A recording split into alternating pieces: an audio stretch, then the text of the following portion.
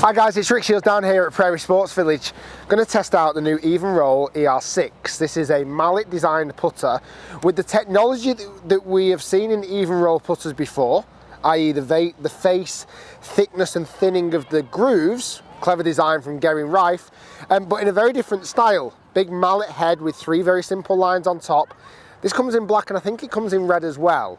And in the centre column, right down the centre column, there's a big weight, and that weight is helping the putter stay stable for one, and also help it continue on a good pendulum. Yeah, pendulum is the best way of describing it. It's almost like if you imagine a big battering ram on big pieces of rope, and if we swing that, it's not going to move too much side to side. It might do in this wind today, to be fair, but normally it shouldn't do. And the idea for that big weight in the middle, is putters are not allowed to be, and I didn't know this till recently, they have to be wider than they are front to back. So you couldn't have a putter that's really long with a really thin face.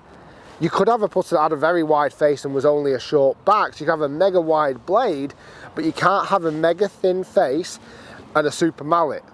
The rules in golf say you can't do that. So GolfWRX has created this putter to get around those issues.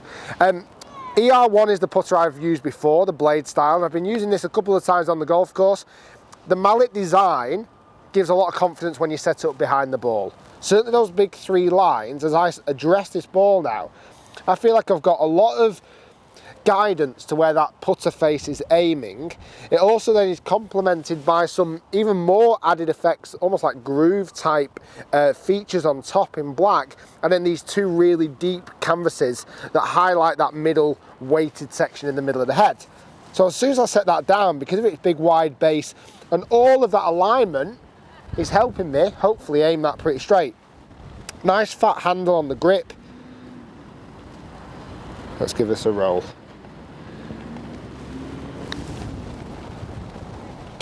And what I've found with this putter is because of its weight, it does feel stable as I putt.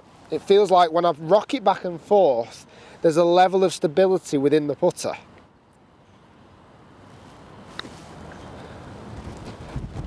And that for me is the nicest feature of this putter. I hit that poorly.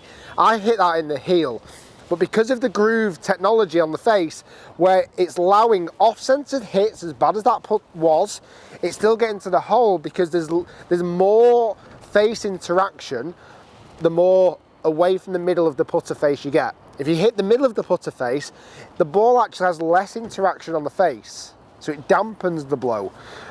Therefore, not massively maximizing speed, or at least doing its best, but encouraging the spin, the top spin, the roll, where the side sections of the putter, the toe and the heel, the grooves are closer together, so if we do miss middle, which I do often, that the ball will still roll and still maximize speed. So we'll still get the ball up to the hole, and I found that on off-centered putts with this.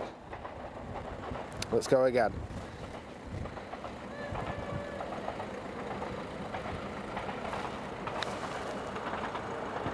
More of a toey strike that time, but still got there.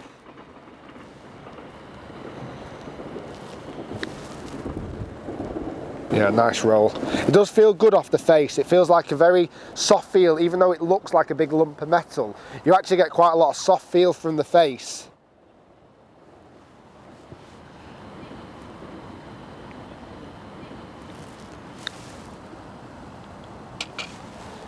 That's a hole one eventually, didn't I?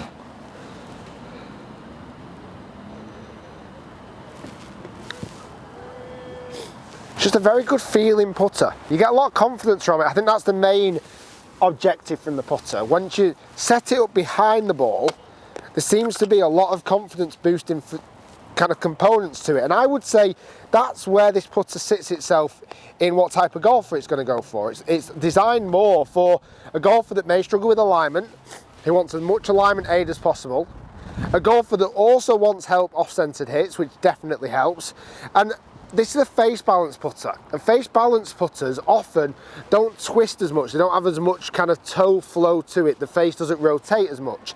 And again, for, let's say, inconsistent golfers, that's a good kind of putter to have. And this is why I've been using it a little bit more on the golf course, is that it restricts twisting. It restricts the actual twist of the putter face.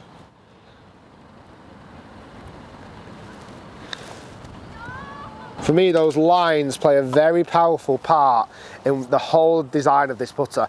I like the idea of that weight going through the middle. That gives me confidence of knowing that weight is there to help me. But those lines are just so clear and long, and the white and the black contrast really stand out. I think this putter also comes in red with the white lines, but I got it in the black, the Stealth model. I don't know if it's actually called Stealth model, but that's what I'm calling it. And it does feel good on long putts as well. I hit a few long putts earlier on, and it does feel good off those. Off-centered hits, I did see more of a drop-off on performance. I saw more come up short when I did hit toe and heel. For me, I'm only finding those toe and heel components to happen really within putt lengths of 15 feet. Once I start to get further out than that, I start to see off-centered hits. You don't quite get the same result. The ball's not quite getting to the hole enough. But on the short ones, they are still. That's the only thing I would say on those face grooves. That shorter putts, you get the same speed on the roll. You don't seem to sacrifice any distance. But on longer putts, they start to suffer, as any putter would. Let's go a couple more, see if I can hold these two in a row. Big pull. Aimed it straight, but pulled the putter. I need to let that battering ram do its work. Oh, one more. You can still see the getting to the hole. Let's say the chance of holing every one of these are slim.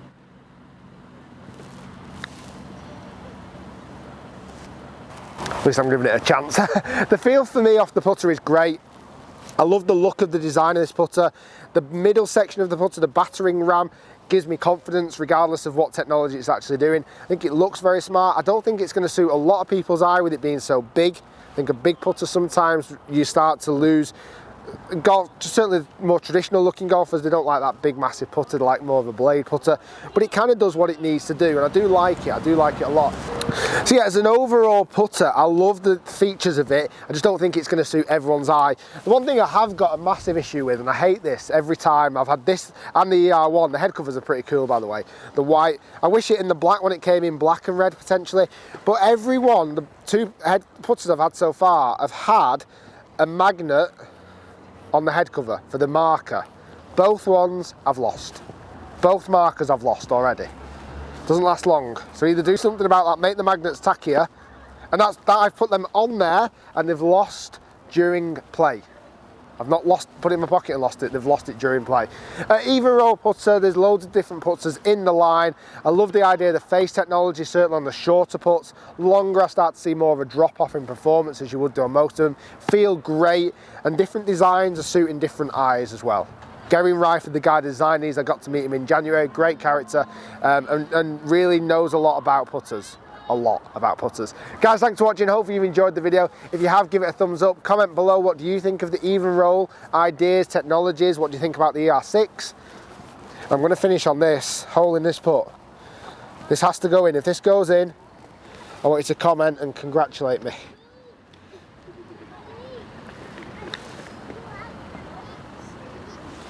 Oh, don't bother. Guys, thanks for watching, and we'll see you next time.